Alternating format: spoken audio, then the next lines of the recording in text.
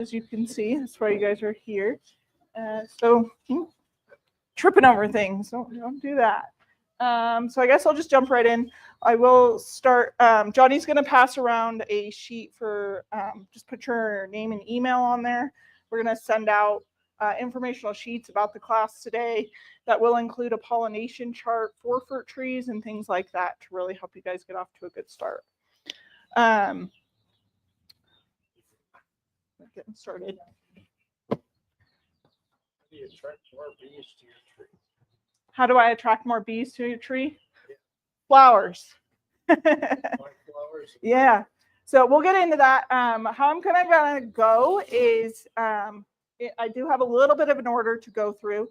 Every topic is going to start with a P. So you're going to pick it out, you're going to plant it, you're going to prune it. Yeah.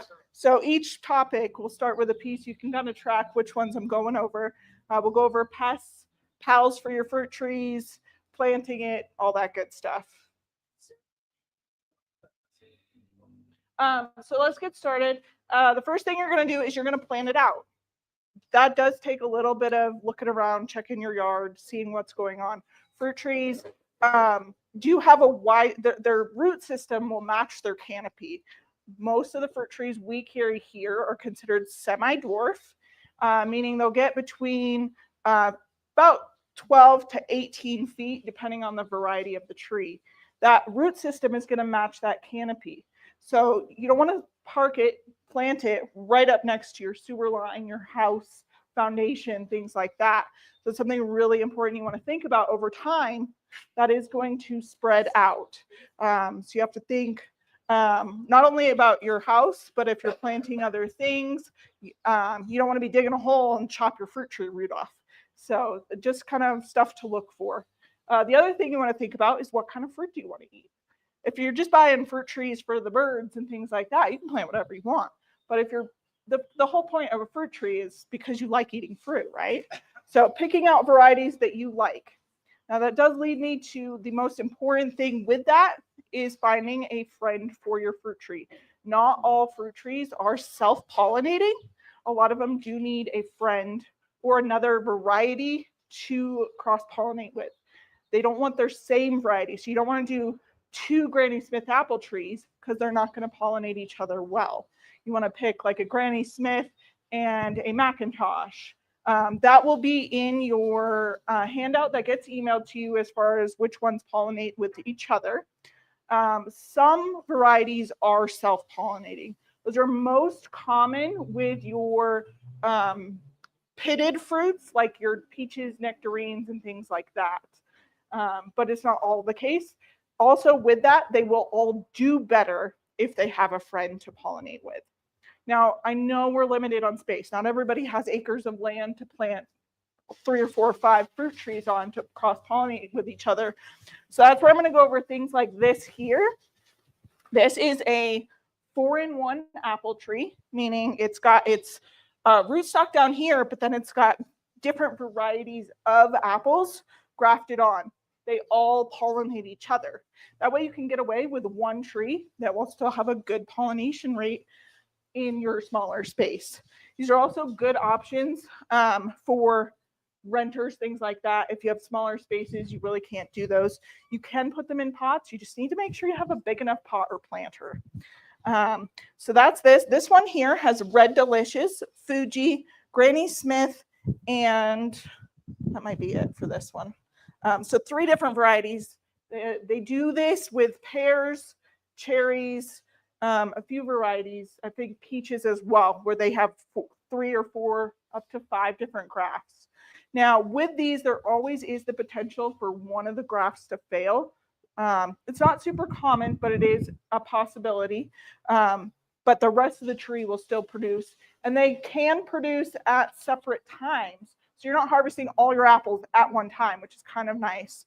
There are other varieties of fruit trees similar to this. You may have heard around the term fruit cocktail tree.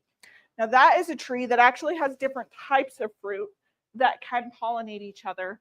You have to know with that you can't do like an apple and a peach, like that stone fruit. You're looking at the type of seed that it has in order to pollinate it. That's going to include pit fruits most commonly, like your apricot. You'll have like an apricot, a cherry, and a peach all in the same tree, which is kind of cool. I don't know that we have any in stock right now. Those go out super fast. So those would be ones you'd look for in early spring. They're very popular trees. Once you have your tree picked out, the things you're looking for on the tag are the number of chill hours. That's the number of hours of cold stratification that a tree needs in order to produce and to flower and to flourish. Now, that can be kind of tricky in our environment because we get frost and we're notorious for getting warm and then cold and warm and then cold. So it kind of tricks your fruit tree into thinking, oh, it's spring, it's time to bloom, and then all of a sudden you get a frost and it kills your blooms, which creates a problem because then you don't get fruit without your blooms. So keeping that in mind, there are a few things that you want to do in order to protect that is look at your fruit tree, find the higher number of chill hours. The more chill hours it has, the longer it's going to take before it starts blooming out for the season. Now, that's not going to be possible with all varieties of fruit trees. So you're going to take things into account. That's where stuff like frost cloth comes in. If you have a lower chill hour, you are going to get earlier blooms. If you get an earlier bloom and you're still in that possible freeze zone, you can cover it with something like a frost cloth, and that will help give it an extra layer of protection. One of the other things you can do is if we're going to get a real hard freeze, that's really anything below 28 degrees, you can put a shop light out there, just like a heat lamp for your chickens. That'll help create, and heat rises. So if you have this over the canopy and then you have your shop lamp at the bottom, it's going to have that heat rise up into the canopy and give it just a few extra degrees of warmth is really all it needs. The other thing with frost is protecting the roots. That's where having a big enough pot comes into play. If you are planting in a container or things like that, you need enough room for extra soil to insulate the roots. Now, if you're planting in the ground, it's the same thing. It's a little easier because you have the whole ground to insulate, but you can do extra things like your cedar bark. Cedar bark can help in many ways. One, it helps insulate the roots during the winter, but it also helps with moisture retention during the summer, gives a little extra shade to the roots. It's also bug repellent, the cedar is, and can actually help reduce fire because it's tamping down extra weeds and things like that. So now, yes. On average, how many chill hours can you expect here? It somewhat varies depending on if you're zone A or B. Most of us are within that 7A, 7B range. So they can range anywhere from about 700 to 1,000 chill hours, depending on the season and your specific spot in town. And that can vary partially by your elevation. So like if you're out the north end of town, or if you're up like in the pines and you get less shade or sun, things like that will affect you. Let's go over putting the tree in the ground. You've got it picked out. It's time to kind of dig your hole and start putting things in. So first thing you're going to do is you're going to dig your hole. You're going to dig it twice as wide as your pot, two to three times as wide, but only as deep. So you don't need to go super deep. We're not digging a china here. We're creating a nice bowl shape to put your tree in. Fruit trees do not have a taproot, so they're not putting in that deep, deep root, so they want to go outward. It's another reason why you're looking for those lines and things in your ground, is they are going to go in search of water. Now, when you're planting, you dug your hole, you're going to fill that hole with water. See how long it takes to drain. One of the number one issues in our area are pockets of clay, where you dig your hole, everything looks great. Then you fill your hole, 6, 7, 8, 9, 10 hours go by, and you still got water in that hole. That's going to drown your tree. So what you're going to do in that situation is you're either going to dig a little bit deeper and then backfill with like a topsoil or a really loose soil that helps with that drainage. Or you can start adding things like fast-acting gypsum. That's going to help break up that clay or caliche layer that is stopping that drainage. You don't want to plant in that hole until you can get that drainage time in under 6 hours. If it's longer than that, you're going to have issues where you could get root rot or fungal issues and things like that. Once we've got that straightened out, you're ready to put your plant or your tree in the hole. What you want to do is you want to keep it, like I said, just level with that top of the hole or even slightly above, because you can do an outward mound. You don't want to be pouring water directly on the base of your tree. So you can put your tree in there and kind of create your space, what you're going to do. When you backfill your hole, once you've got it in position, you're going to do mulch, aqua boost, and your native soil. Mulch is like, where's the bag here? This bag here.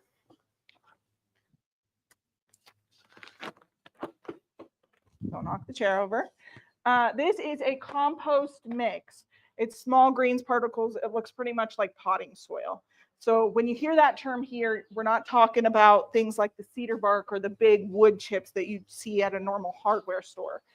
This is going to help with your nutrient levels, your water retention, your soil aeration, things like that. So you're going to take 1 part mulch to 2 parts of your native soil and mix it together when you're backfilling the hole. The other thing I mentioned in that is aqua boost. This is mycorrhizals that are kind of like a crystal that looks like, you know, what they have in baby diapers. It's going to gel once it's water activated, and then it's going to absorb any of the excess moisture in the hole and slow release. So it kind of helps even out your watering, so it's not getting too many ups and downs. It also helps prevent a little bit of overwatering. So if you have too much, this is going to absorb it and then slow release as the plant needs it. So it really aids in that water consistency for the plant. You can use this on pretty much anything. You can use it on houseplants. You can use it on your fruits and veggies. You can use it on your flowers. It really just evens things out for you. One other thing I do want to go over before we completely backfill your hole is a lot of people do have pests like gophers, things like that that can eat your root ball. You can help mitigate that before you put your tree in the ground by using things like a gopher shield. It's a little mesh cage that kind of just wraps around the base of the bag. The roots can get in and out, or get out, but the gophers can't really get into the main part of the root, which would kill the root if they ate it. This is one of the most common reasons we see in our area for things that die quickly is the root system is getting eaten, and that's oftentimes either gophers or grubs. So this is a preventative measure for something like that.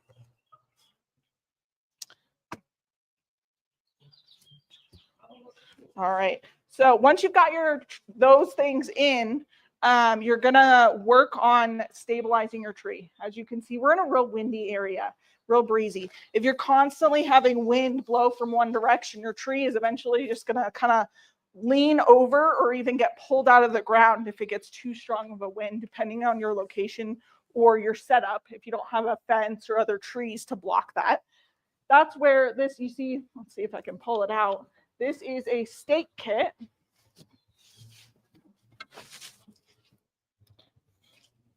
That we have. You're going to put 1 on each side of your tree. And you want to make sure that this goes all the way down past the root ball when you get it shoved in. That's going to make sure it's nice and secure. Then what you do is you're going to take this strap, you're going to put it around the trunk of the tree, and then you're going to secure it on either side with the tie wire. That's going to keep your tree in place and really protect it against that constant wind that we get around here.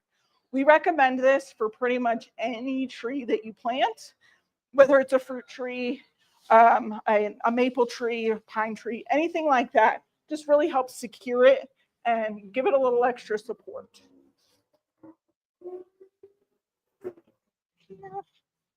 Now we do have these pre-made for you. So anytime you need one, you can just say, hey, I need a stake kit. We do also sell the parts separately. So if you already have one or the other, we can help you out with that. A few things I want to go over before we jump into our next section is kind of keeping your soil or a healthy level, or getting it to that point so that your tree has a nice solid foundation and a continual level of nutrients. One of the things you can start out with is humic. And humic is a soil activator.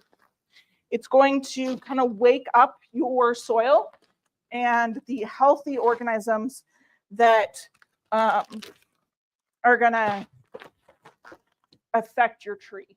So this is what you're going to put into the ground. You can mix it in right when you're getting ready to plant, or you can put it down after the fact, or annually each year in the spring or fall. It's a really good product. You can use this on everything. Again, you can use it on your lawns as well. If you put that in your rotation, it helps with the soil health and root production.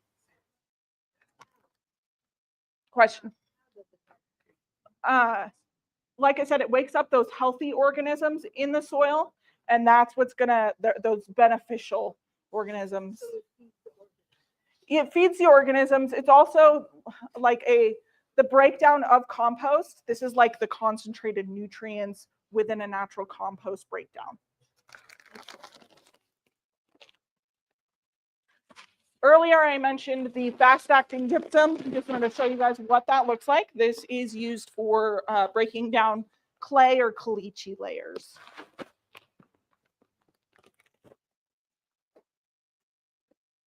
One very important thing I do want to go over is irrigation. Now, irrigation is one of the hardest things to get right here because we go from one extreme to the other. Getting this right is really important. With irrigation, you want to set it up so it can be expanded around your fruit tree. Like I was saying earlier, you don't want to be watering right on the base of the tree. So you want to set it up at the outer edge of your root system. So if it's this big right now, you want to set it up so it's just on the outer edge of your current pot size. As the tree matures, you want to move that out so it's matching the canopy. And then with that, you want to make sure your watering is consistent. So you don't want really sporadic watering where you water one day here and then you wait a few days and you're, oh, I should probably water. You also don't want to do overly consistent watering in the fact that you don't want to water these guys every single day. I know it feels like that when we're hitting those 90 to 100 degree weathers, but trees, shrubs, vines, things like that, they really don't want it. What you want to do is you want to water less often, but more water. You're going to keep in mind that your water needs to penetrate the soil 2 to 3 feet deep. So a lot of people, they go on watering it, it's staying wet, watering it every day, but you're really only keeping that top layer wet depending on the amount of water that you're giving. In reality, you want to give it a nice deep soak, let it dry out a bit, a couple days. For the first year, you want to water about twice a week, that's all. But you want to match the amount of water per gallon size of your plant. So if you bought a 15-gallon tree, you want to give it 15 gallons of water each time you water. It's a lot of water, but you're not watering every day. So a couple things to keep in mind. Then you switch it up during the fall, winter. When you're going into winter, that's usually December through like March. You want to back that off. Only do it every other week, but you want to increase the amount of water that you give it. Most people turn off their irrigation systems during the winter here, and we just don't quite get enough water to carry your tree or shrub through well. So something to keep in mind is watering a few times a month during the winter months is very beneficial. Now, if we get a deep snow or a lot of rain, get it really wet, you can space that out a little bit further. Maybe you only have to do it once. But making sure you're doing it like this past winter, we had no moisture, super dry, and a lot of people lost their plants just because it didn't get enough moisture down to that deep root system during that time. So super crucial, important. Two things to look for is if you notice yellowing on your leaves and they're not crispy, they're just yellowing and kind of droopy, that's a sign that things are staying too wet. On the opposite side of that, if you're noticing that the edges of the leaves are getting crispy or the whole tree is just kind of wilty, that's a sign that things are staying too dry. One other thing you want to kind of keep an eye on is if your tree looks a little droopy during the hottest part of the day, like that 2 o'clock, you're like, oh no, I didn't give it enough water. But then at the end of the day, it starts perking up again. It's just hot. Just like you and me, if we get out in the hot sun, we can be drinking water all day long, but we still don't have energy because it's hot. So if you notice that where it's drooping and it starts perking back up after the heat of the day is over, it's fine. Doesn't need more water. It's just hot. So just keep that in mind as a general rule. A lot of people freak out and they start adding more water.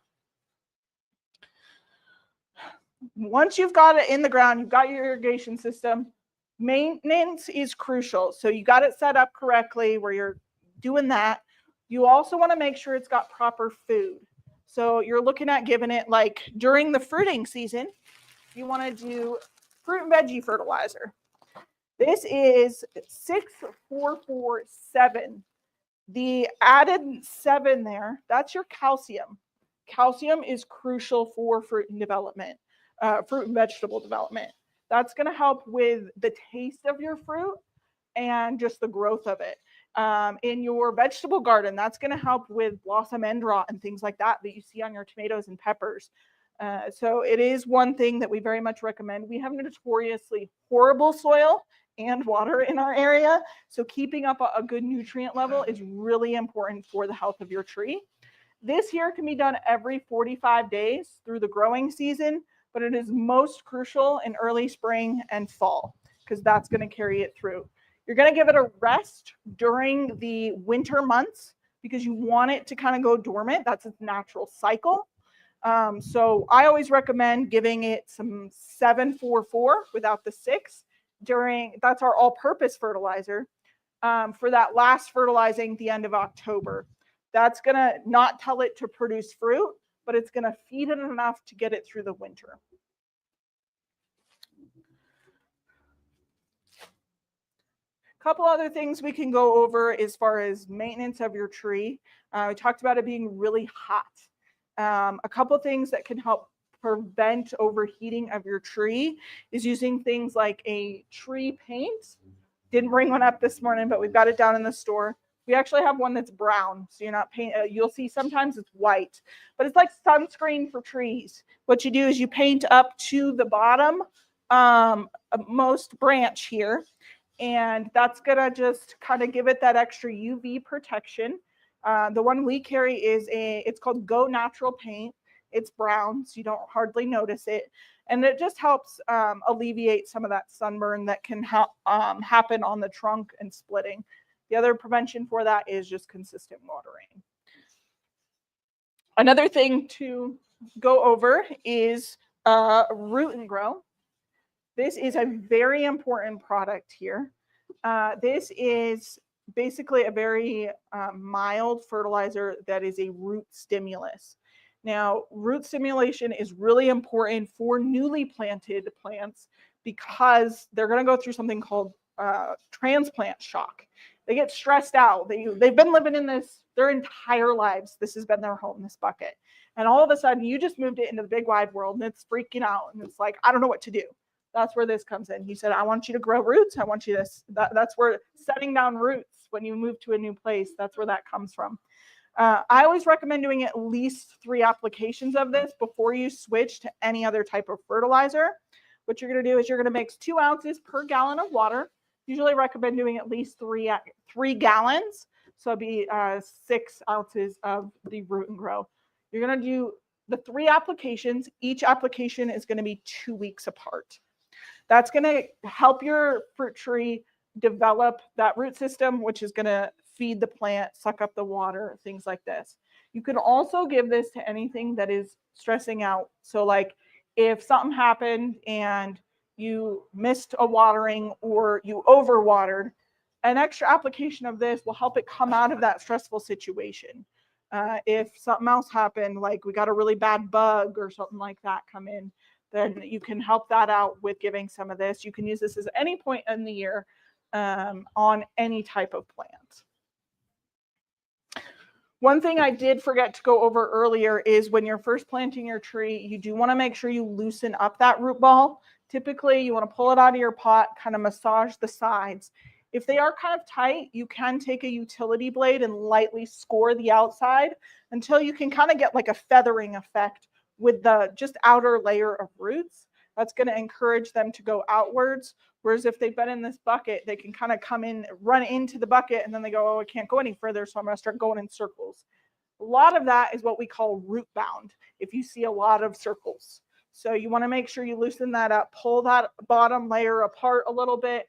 Obviously, you don't want to go too hardcore and damage your tree, but if you lightly score or massage that outside so it just doesn't look like a perfectly round circle anymore, then you're on the right track. I kind of roll mine back and forth and then rub it up and down the sides. And then again, apply that root and grow. It's going to help it overcome that and help it start spreading its good roots. The next thing I do want to go over is pollinating. Now, we did go over finding a friend for your fruit tree. That is another type of fruit tree that pollinates with it well. The other thing that was asked earlier in the class was, how do you attract bees to your fruit trees?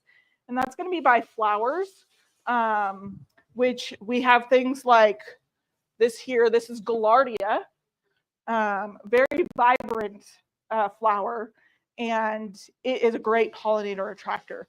Pretty much all the flowers here are going to be good pollinator attractors. You just want to keep in mind where you're planting them. You don't necessarily want to plant these flowers directly under your fruit tree, because in order to keep them alive, they're going to need watering a lot more than your fruit tree is. If you're watering those every day and they're sitting right underneath your fruit tree, then that's going to cause fungal issues and things like that. So you want to plant them close enough, but not right under it.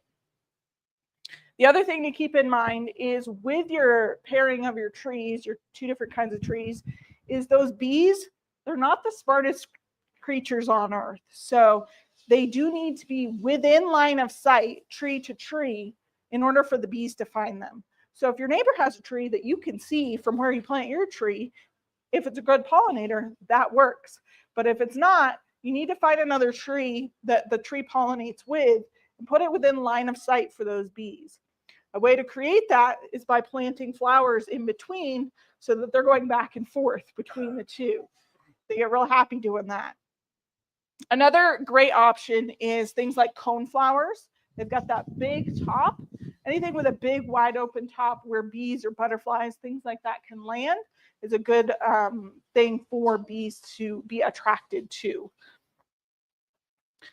While we're talking about the pollinators, I'm going to go over the pals of the fruit trees. One of the biggest and best flowers for that is actually yarrow. Yarrow is a great pollinator plant, but it's actually it helps clean your soil. Yarrow can actually take heavy metals out of your soil. So that's one of the reasons why it's a really good beneficial flower to plant. It's one of the best bee attractants. It's a native herb, so it's actually got some other beneficial uses. I'm not going to go into those today because we don't have enough time. It's a very good flower, and it's pretty. Look at how pretty that is. Very bright and yellow. Another one that is really beneficial is actually chives. Chives is rodent repellent. So with fruit trees, and they naturally will drop some fruit, you're not going to see them all. It's going to attract rodents, mice, things like that to come in and eat those. And chives is a natural repellent for those. So you can plant these relatively close or throughout your garden. You can mix it in with your flowers and different things like that. And it's going to help with that maintenance of those critters that are coming in. You can also plant this around your irrigation lines because pack rats are notorious for coming in and chewing on those things. And it's the most irritating thing you'll ever run into because you go out there and you're like, why is my tree dying? And then you realize the rat chewed on the end and ate your irrigation line. So planting things like this close to your irrigation line can help mitigate some of those pesky buggers. Another thing would be lavender. Lavender is a great one because it is very similar in its watering patterns to your fruit trees. It likes to dry out. It's a very drought tolerant plant, and the bees love it because it's got lots of flowers. It's also very animal resistant because it has that strong herbal scent to it. So it's going to be resistant to deer, rabbits, things like that. Now, when we say animal resistant around here, that does not mean animal proof. Every animal, if it gets hungry enough, it's going to eat things. So picking things out that are resistant helps out, but is not a foolproof method. For things like that, I recommend getting an animal or a motion detector sprinkler. They don't like being sprayed in the face with water. So if you're in a high deer traffic area, think about getting one of those because it's kind of fun. You go out there and they come in your yard and all of a sudden your sprinkler goes off and they're running for the hills because they're getting sprayed in the face with water. One of the other options is rosemary. Now this is very similar to lavender in the fact that it is very drought tolerant. It also puts off flowers. It's edible. It's one of the most animal resistant plants you can have. And this one here is actually creeping. So you can plant it closer to your fruit trees and it'll trail out because it is drought tolerant. It'll be on a somewhat similar watering schedule to your fruit trees. So you can plant it closer in to kind of be another repellent and pollinator friend for the trees.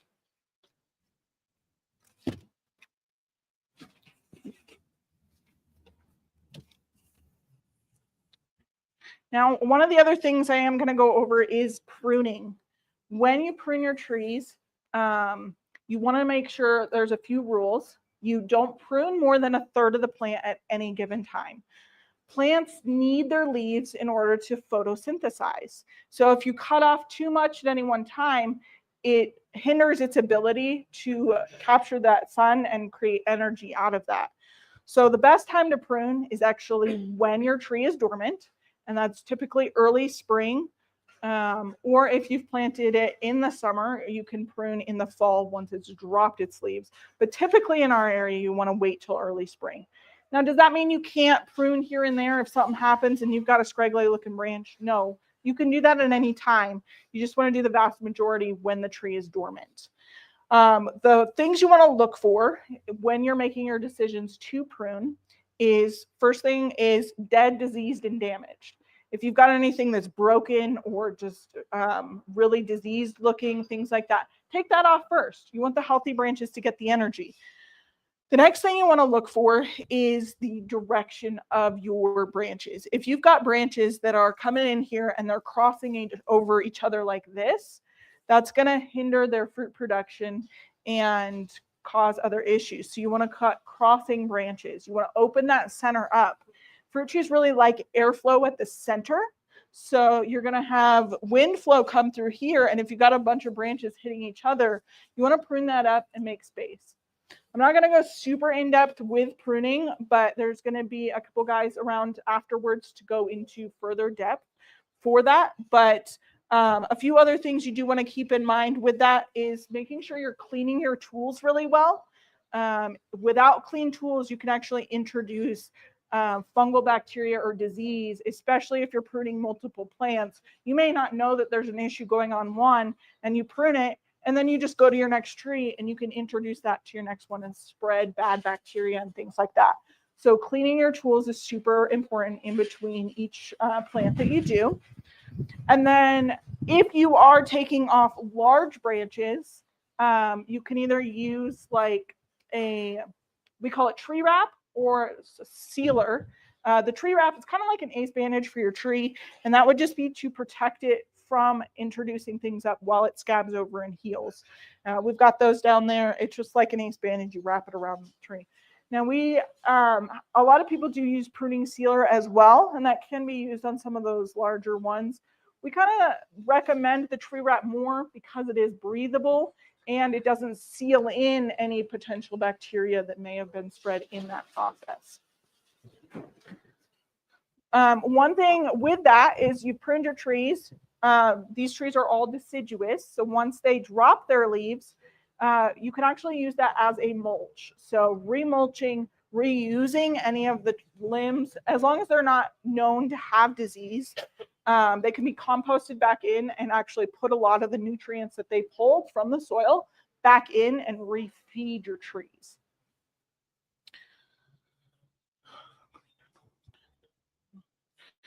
The next thing I'm going to go over with that is pests. Now, pests are very common in our area. We all deal with them, whether it's at home or even here. So things you want to look for, and I'm going to have Johnny hand around some things. The first one is thrip. Thrip are also known as no-see-ums. They affect everyone and every plant just about. The first sign is you're going to see is the leaf starts curling like this, curls away. What those little guys are doing is they're eating the underside of the leaf, and the leaf is trying to get away from it. So you'll see that those are some examples of thrip damage. They're little tiny white bugs. And one of the easiest ways to find out if you've got them is go find a rose. If it's got browning tips, cut that off and tap it on your black phone screen. If your screen starts bouncing, that's thrip. That's about the only way you can see them. They're so tiny. But one of the most common symptoms is buds won't open, and you'll see black tips and curling leaves. One of the other most common pests to fruit trees is aphids. We're all familiar with those. They're little green or brown or even gray little bugs that just eat just about everything. Those are a super common one. Both of those can be treated with sayonara or spinosad soap. Sayonara is not an organic product, but it's very effective. This product here is nice, comes with a hose attachment. So you hook it right up to your hose, twist that knob, and spray the plant. Anytime you spray your plant with any type of product or anything like that, you spray in the evening after the heat of the day. Just like putting oil on and going to the beach, you can burn yourself, you can burn your tree. So do that in the evening. One of the other reasons we very much recommend doing it in the evening is your beneficial bugs like your bees and your butterflies, your ladybugs. They've all gone home. So you're not going to be spraying those bugs because you don't want to kill those bugs. So wait until after they've gone to bed before spraying. This is safe for your fruit trees. However, for each individual type, you do want to read the instructions for how many days before harvest you apply this. This one here is called spinosad soap. Same rules apply. Spray in the evening. It is an organic product. It will take more applications to kill off thrip and things like that. Anytime you use an organic product, it's not going to be quite as potent as your more synthetic or manufactured ones. This one, again, is safe for your fruit trees and anything edible. You can use it on your vegetables, things like that. Anytime you do spray something, you do want to wash your veggies afterwards. This can be used up to day of harvest. Again, you just want to wash it, spray in the evening. Now, with pests, this is horticultural oil. This is also known as dormant oil. And this one you want to use in February, early spring, before the bugs come out. This is specifically designed to kill the larvae or bugs that have left over from the previous year. So you can start with a clean slate. Now, again, spray in the evening. Do not spray on your beneficial bugs. But like I said, this will take care. It's spring cleaning for your plants. You can go through, use this on any type of tree. It doesn't just have to be your fruit trees. You can use this on your shrubs, your deciduous trees, your evergreens, things like that.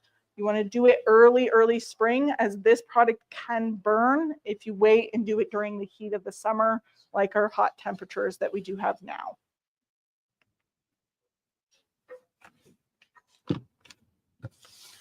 Now we're moving into our harvest time. One of our biggest pests are birds. They're going in, they're eating your fruit, they're eating your cherries, things like that.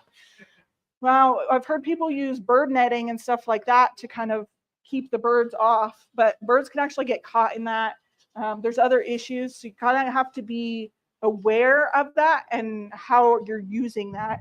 Now, with your bigger trees, that can be really hard to do because you're climbing up ladders trying to get this big sheet over. You can use other things like bird tape. This is a reflective tape that is meant to scare the birds away.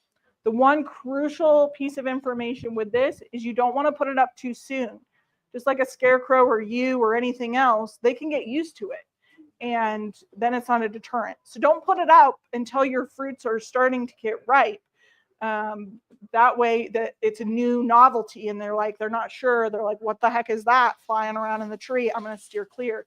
Then take it down once you've harvested your tree. You don't want them to become too used to it.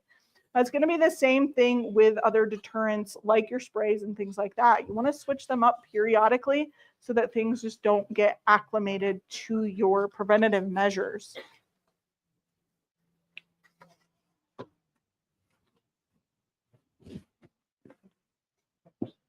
There are a few other natural things you can do for those pests. We do usually carry ladybugs and praying mantis. Those are what we call beneficial insects. Those insects eat aphids and thrip. Just found out this morning we're out of them. So just check back with us. I don't know if we'll be getting more this season as it's getting too hot to ship. So we might get some more a little bit later, but that truck is just too hot right now. We do have worms. Worms are another beneficial thing for your garden as they help with soil aeration and nutrient levels. Worm castings are worm excrement, basically, and that's just going to fertilize your plants for you. So you're putting these down throughout your garden to help maintain a good, healthy soil level. You can feed your worms by applying compost and things like that periodically. Now that we've kind of gone over the basics of your different products and things like that, I do want to talk a little bit more about the different types of fruits that we do have here. I did go over a question for you. Yes. It's not a question. How I for years on my fruit trees had plucked the birds. They wanted to eat the fruit. Yes. Let me prevent squirrels, all that stuff. Yeah. I found the only way to get rid of them was put food out for them. Ah. So bird feeder. Yes. Put one on each side of your yard. There you go. And just set it on the top of Yeah. the wall. They'll go straight to that and leave your trees alone. They haven't eaten They won't even go to your trees.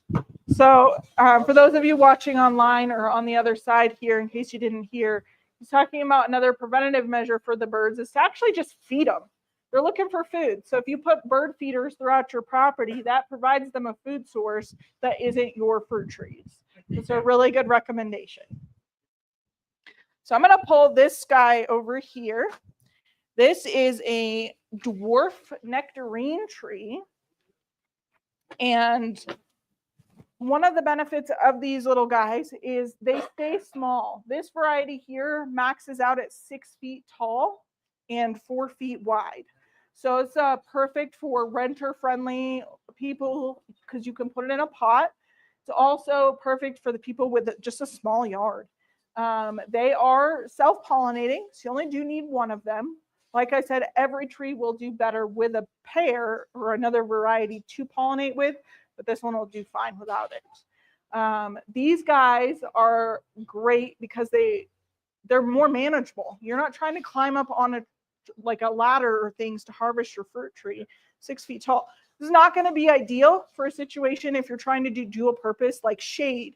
This is not going to provide much shade because you're tall, as some of you are as tall as this tree is going to get.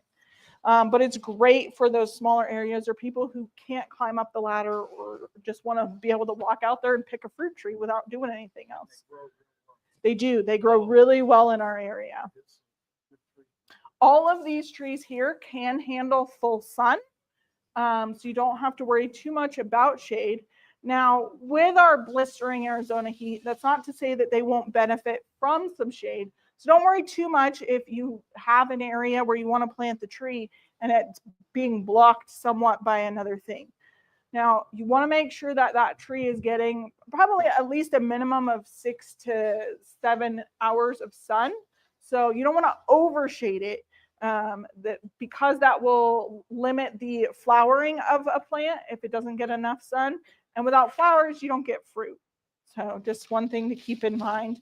This variety here is the Garden Delight Miniature Nectarine. Over there, we have a dwarf variety of peach tree. That's this tree over here with the more maroon looking leaves. Again, it would be about the same size, 6 to 8 feet.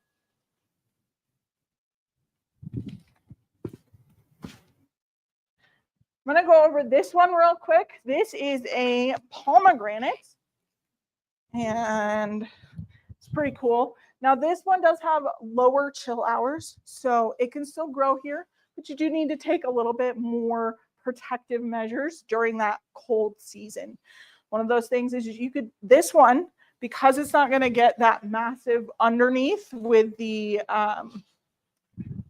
root system, it only gets about 10 feet wide, is you can plant it in a more protected area of your property, whether that's in a, like, you've got a corner here. If you plant it 8 feet, 10 feet from your building, it's still getting blocked from that wind or that extreme temperatures, things like that.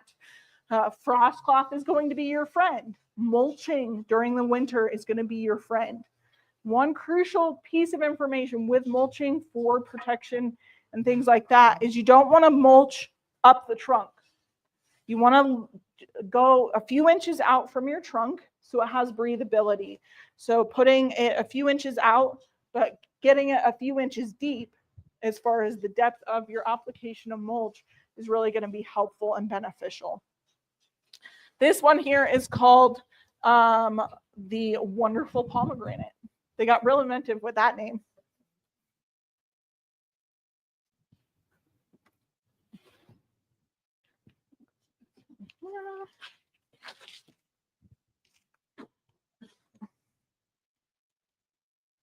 This is an apricot tree.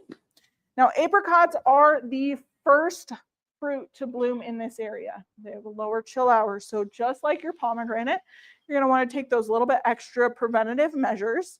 This one pulled out, this is a perfect example of things you want to prune. These really low hanging branches, you want to take those off. You want to feed the top upper part, because you're not going to get fruit that's like hanging on the ground. That's where your animals are going to come in. They're going to hit the ground. They're going to start causing fungal issues, things like that. So pruning up your lower branches is going to be very helpful on a tree like this. The Moore Park, most of the apricots are going to get those chill hours right around 700. So that's our lowest ones that we're looking at there. I've got a question here. Mm-hmm. Yeah, I would wait to prune this till fall. Let it scab over before you repaint those areas. You don't want to seal things in, and I'm not sure on the time frame. So wait till that scabs over and then just paint over it when you're pruning. Yes. So yeah, squirrels are notoriously pesky buggers. So that again is where you want to companion plant with other things like I was mentioning earlier, chives and things like that. That's going to help somewhat, not going to be foolproof, but it's going to help deter the smell of your fruit and things like that. If they're coming up the base, they're running into those oniony, garlicky smelling plants, it's going to help deter them a little bit. The other thing is just keeping it maintained and cleaned up. So if you're noticing you have fruit fall, going out there and raking up fallen fruit will help somewhat deter rodents from coming in and stuff. It is going to be a battle. We all fight with the pests. Now, they were here and they're just trying to find something to eat, so you can't blame them too much for just following their nature. Doesn't mean we have to like it, so I get your frustration.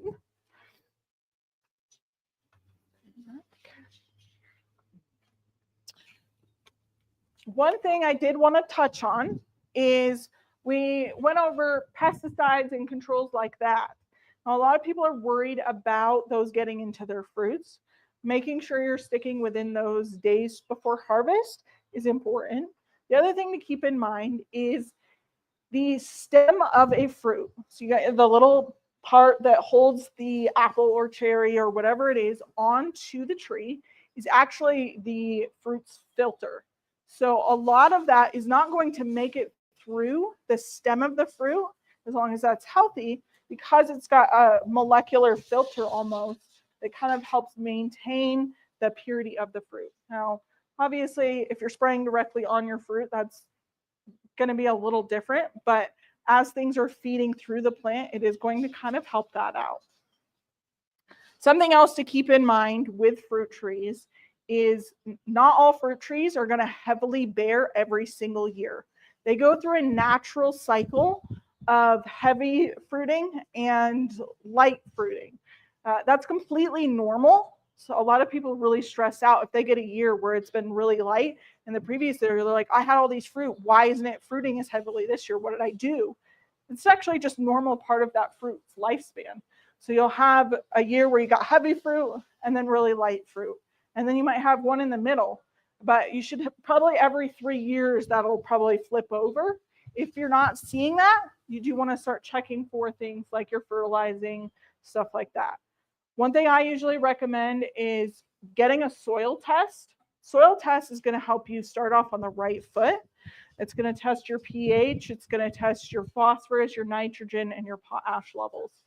That's going to give you a good indication of what you need to increase or start in order to keep that at a healthy level and not be adding in things so that you get an excess.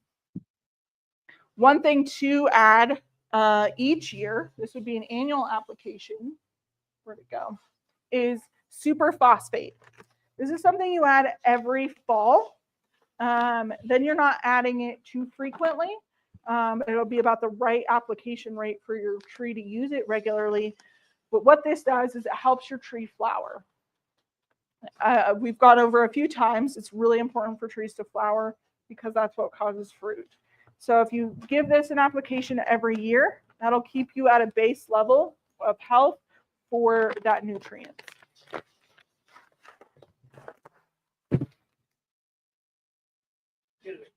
You do soil tests here, though. We do. We do soil tests here. It's $10 per test. So if you're testing your front and your backyard, those would be 2 different tests. We do also sell the kits here. So if you're doing a whole bunch, it may be advantageous for you to take it home and do it yourself. It's really fun to learn. It kind of feels like a science experiment when you're doing it because you're watching the colors change and all that stuff. But yeah, we only need about a cup of soil to do that. So it is very easy and beneficial for us. You can just bring that in. We call you within 24 hours unless we get crazy busy or something. We go over the results of the test, but also what we recommend if you're lacking in any certain areas. We are getting pretty close to done. Do you guys have any questions other than what we kind of went over with this gentleman just now? We'll start this way and we'll just move this way.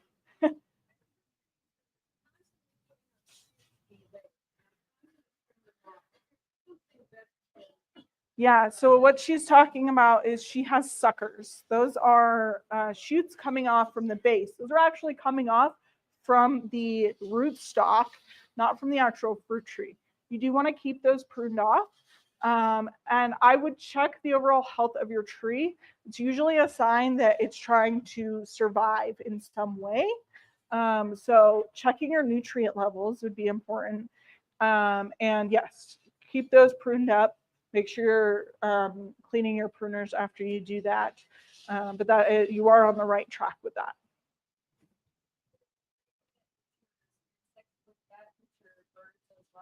No. All of the insecticides that we have are not going to deter birds.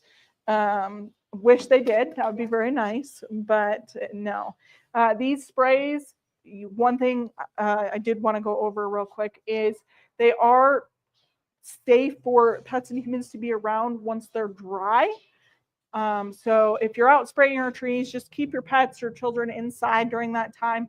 Wait till it's dry, and then they're safe to go back out. It's going to be the same with those beneficial bugs, which is why we recommend doing it in the evening after they have gone to bed. Then, yeah, just washing things afterwards again is important.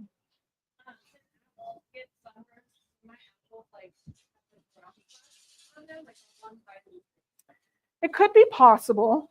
That would be one thing you want to check your watering with. Again, making sure you're getting an adequate amount of water, not just frequency, would be super important. That would be something I would recommend taking a picture of and bringing it in. That is something we also offer here is we help with diagnosis all the time. So anytime you guys are having an issue with a plant, take a picture or a cutting and bring it in. Don't wait until that tree or bush is already too far gone, because then we can't help you if it's already dead. Whereas if you bring it in ahead of time, we'll help you figure it out. We have a microscope. We can check it for bugs or fungal issues, sunburn, things like that. Right behind you. Uh-huh. They don't last very long, so you eat them really quickly. Yeah.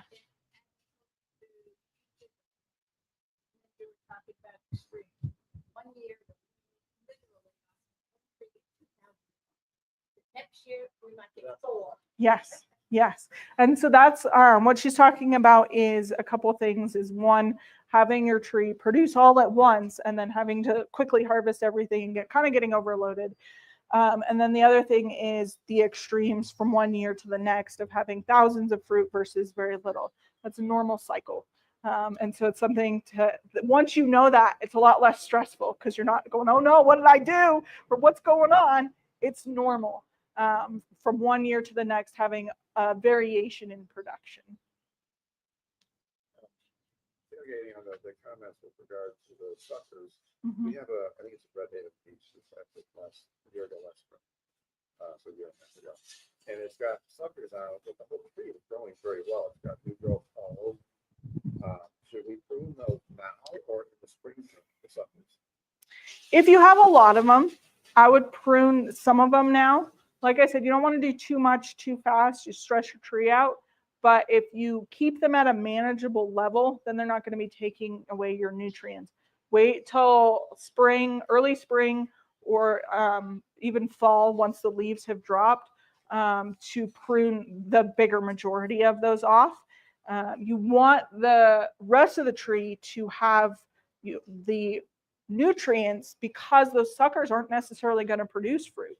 That could be a totally different type of tree that it's grafted to. They're looking for healthiest root system, not necessarily a variety of tree that matches when they are doing that grafting. So taking those off can be really important. I get that letting the suckers grow sometimes is almost a tree stock. You can, yes. Is that beneficial? No. Not unless not unless the tree that you actually want there is dying. That would be the only situation I would say leave them be, because then you have at least a nice green tree to look at. Our big trees have leafed out with no buds yet. Still too early. We're right at that time where they're going to start. This one here, we have a fig tree here. Fig trees are actually one of the latest ones to go. It's just now starting to bud out. The buds on this thing are only this big. So fig trees, some varieties only produce on new canes. So that's one thing you have to look at for those varieties. I don't remember which ones are which at this point. But keeping that in mind. And then also watering through the winter. We had a really hard winter. So we also had a really late winter. We didn't have our snows until like end of March. So we're definitely noticing later starts with fig trees in the area this year.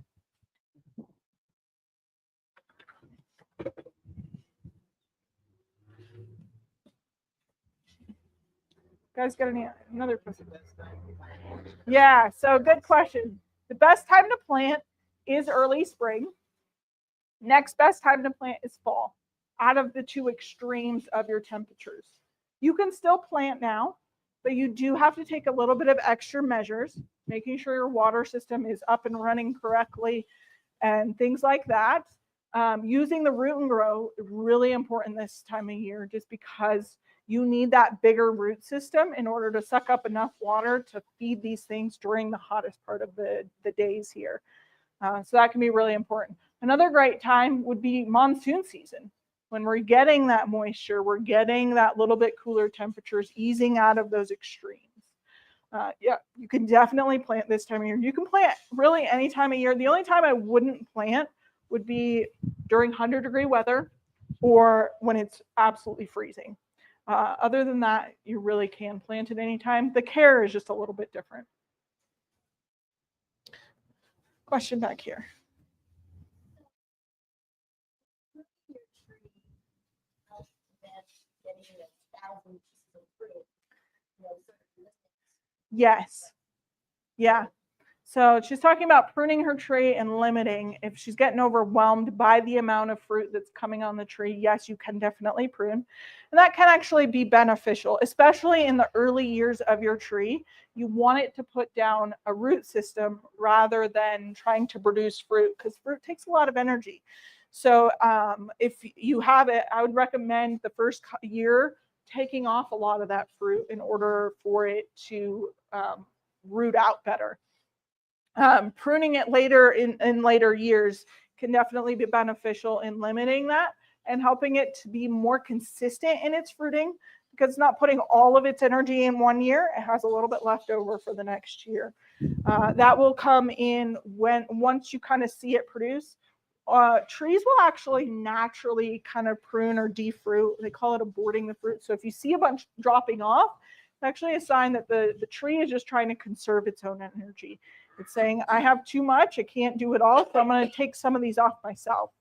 And that can actually be a very natural process for the tree. So unless it's dropping all of it, that would be a time to be concerned, but some of that is natural. Thinning out when the tree's flowering so that you get bigger fruit. You can do that as well.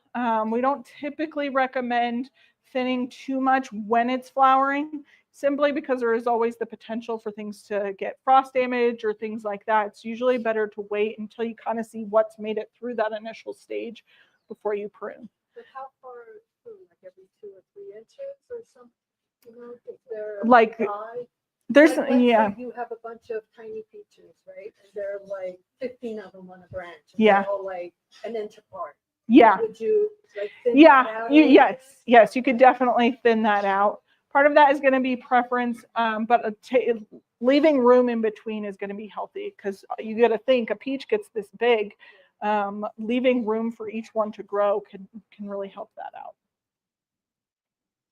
I have half a dozen fruit trees, pears, apples, and cherries. Mm-hmm. Been in the ground for about 6 years. I get 0 blossoms on the cherry tree. The apple trees last year did, this year none. Yeah. My pear trees go crazy. They're Yeah. all kind of in the same site. Sure. I do January feeding of the superphosphorus, Okay. and I use 6447, and they're on an irrigation system. Sure. What am I doing wrong? So some of that can be other nutrients. So I would get your soil tested. Different trees are going to take up different nutrients. So you might be lacking in one area versus another that you're not seeing. One other thing would be is if one are getting more sun versus the other, could be something to keep in mind. We've had people stress out. They're like, why is this tree? And it's like, well, that one's getting an hour more. So wait a week or two, that one will bloom out later, kind of a thing. But there can definitely be a few reasons. One thing I would make sure is that you have correct pollinators for those, which is the type of tree, making sure they're compatible with each other. And then making sure you have flowers around so that you have bees, things like that. But I would start with a soil test and go from there. Trees and every spring they start getting leaves like that, and then we'll get a freeze and then they all die, but then they come back. Yeah. Is that going to hurt the production? It can somewhat. So I would recommend once you see those leaves start leafing out, like I would say starting in March, I would use a frost cloth. And again, anything 28 below is considered a hard freeze. Now that can vary between Prescott and Prescott Valley and things like that. So making sure you're checking the weather for your area. And I always say it's variable within a few degrees. So if we're getting close, just throw a frost cloth on there, because you can be a few degrees different from what the weather is saying as well.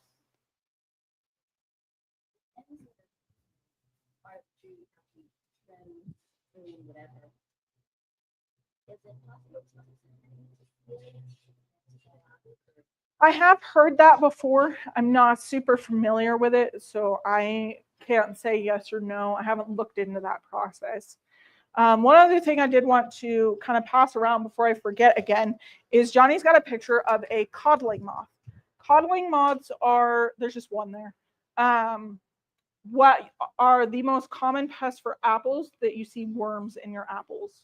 They go in before it's even developed, and they lay larvae right in the flower, and that develops into the worm in the apple as it's growing.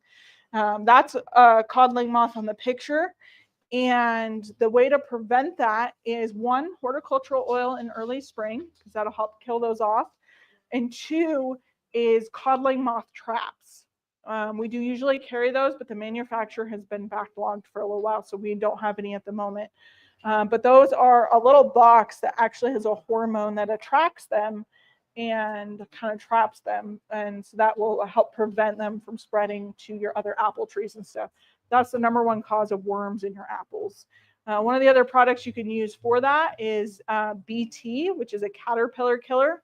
So if you catch them at the right time, it can help. That's an organic product. It is safe for your fruits and vegetables as well. Question? So I was told to use the Fertilome insect additive for my pine trees. Can I use that for? We were looking at that. It's not something we would we don't know of any systemic insecticide that are safe really for fruit trees as far as consumption. So it's steer clear of that more so. Yeah. Any other questions? If you guys do have more in-depth questions, both Chris and Eric are on the property, and they can go over a little bit more in-depth on those. There's also other staff that if you come up with anything else while you're looking around, that we can help you out. I think that's it. Thank you. You're welcome.